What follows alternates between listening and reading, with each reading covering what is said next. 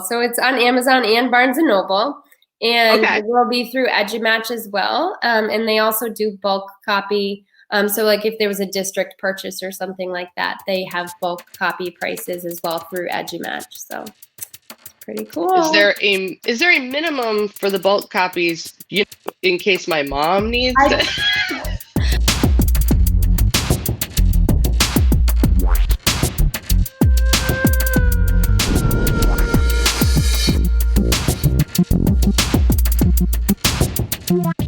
Valerie, I am so excited that we get to talk today. This is actually the first time we're like in person-ish talking, because everything else has been like through Voxer, or other messages or emails. So it's sort of like live meeting in person. But I'm so excited that we get to talk about our book, which is like a real thing now. Do you have it with you? Do you have? I do. Yay! Awesome. Oh, cool. Can you open it up so we can like take a look? I'm dying to see it. So I mean, the pictures are just everything that I imagined and more. So I'm really excited. Oh my gosh. Yay. Yeah, they look awesome. And so cool. I'll flip to a grid page so people can kind of get a sense. Ooh, wrong way. Oh my gosh, the colors came out so good. Yeah, they're really bright. Wow. Sorry. No, this is okay. This is so cool. It's been amazing. And the other thing too that is awesome is that there's in the back, the website to the website with additional things to do digitally and to print off, activities and things like that. So they're coming your way, and it's exciting. It's just such a cool process to go through. So is there a story behind this? Because by the time you and I got together, you already had this book and it was going, and you needed someone to draw the pictures, and I had a blast doing that. But what's the story before that? Like, how did it come to be? How did you decide what to write about and all of that stuff? So a few years back, I actually was at a school in another district, and it was wonderful, but it wasn't in the same district that I live in. And I had my third child, and I was just kind of in the midst of motherhood. And I was sort of like, I was very attracted to what you were saying with all the Reset EDU stuff that you do, because I was like, I needed a reset then. Like I needed something. It wasn't like I didn't love education or love where I worked. I just was kind of in that pause moment. Like I just didn't. And I think it was just because of having a third child and dealing with all of that. And so the balance. So while I was on maternity leave, I actually, a week before the school year started, a job opened up in the town that I work in now. And I got hired. So I had a newborn baby. I had a week to move my stuff. It was just crazy, but it was such a great move because I was able to kind of reignite that flame that was dwindling. And so I was able to just play around with things more. And then there was an innovation team at my school. And so it really, I was inspired by so much of that. And then the professional development at my school was awesome too. We had, in the fall, Todd Nesloni came in, and he was just really inspirational. And he was one that was like, join Twitter. So then I joined Twitter, and I was like, wow, this is what was needed for me at the time. And so then I just started diving into different ideas and innovative things. And one of them was coding. So I did a Donors Choose project because I'd never done coding before. I didn't know what I was doing.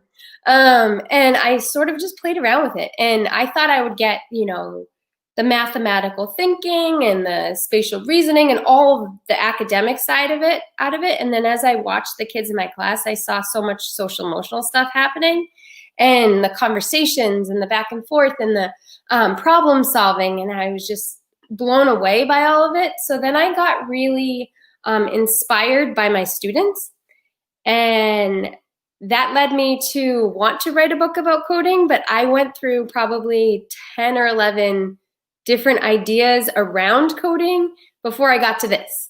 And I've always read stories about women in history and how they just never get the credit they deserve.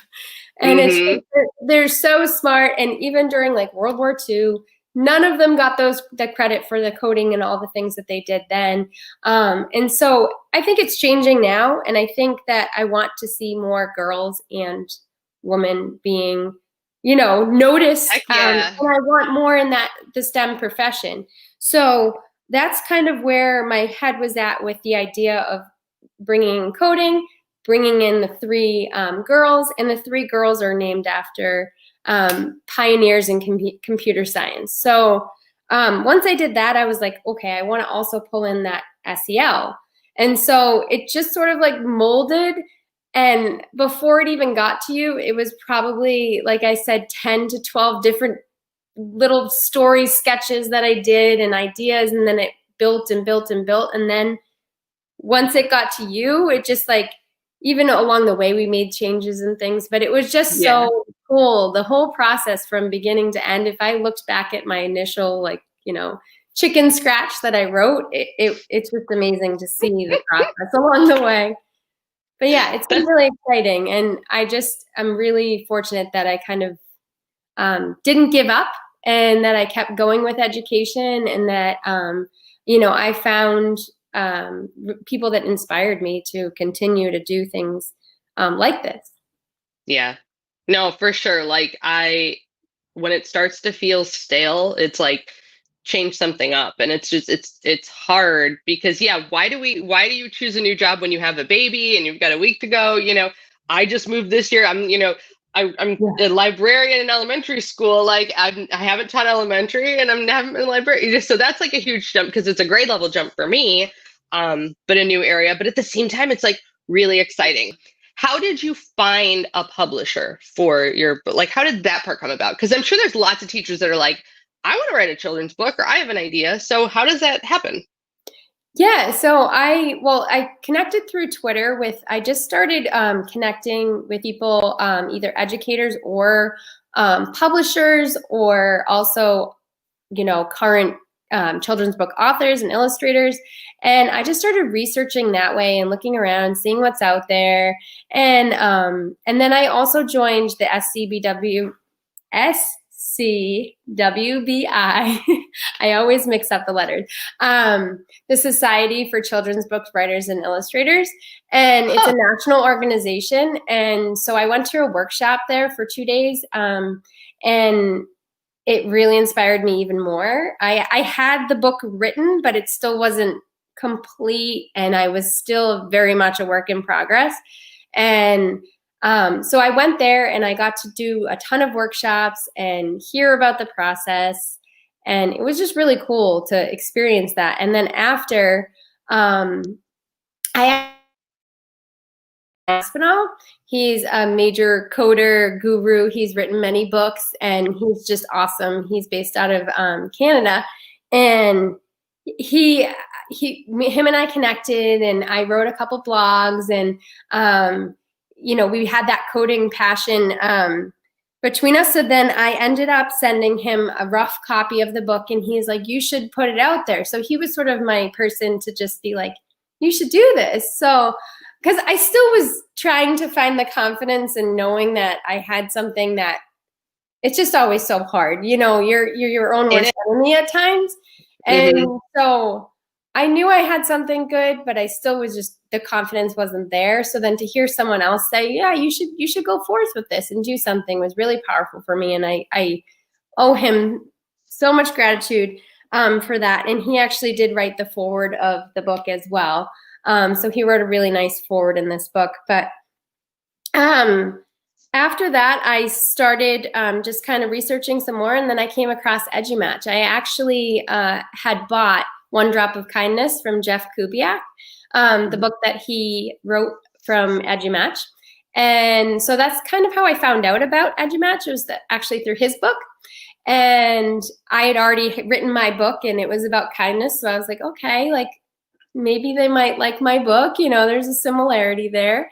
And so I reached out and they've been awesome in the process all along. They've been really helpful. And I'm really lucky because it's not just a publisher who checks your books and edits it and gets back to you and this and that.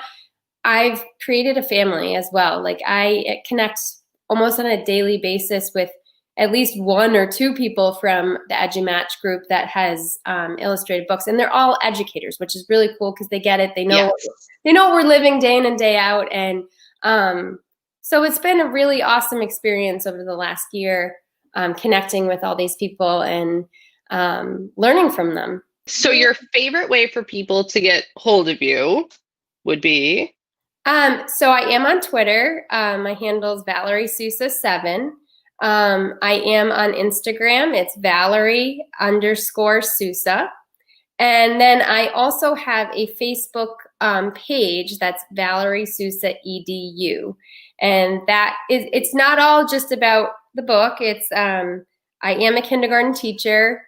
I am experiencing remote learning in the next couple of weeks, and it's going to be a process. And I've learned so much over the last couple of weeks, just exploring social media and finding different teachers, creating different things, and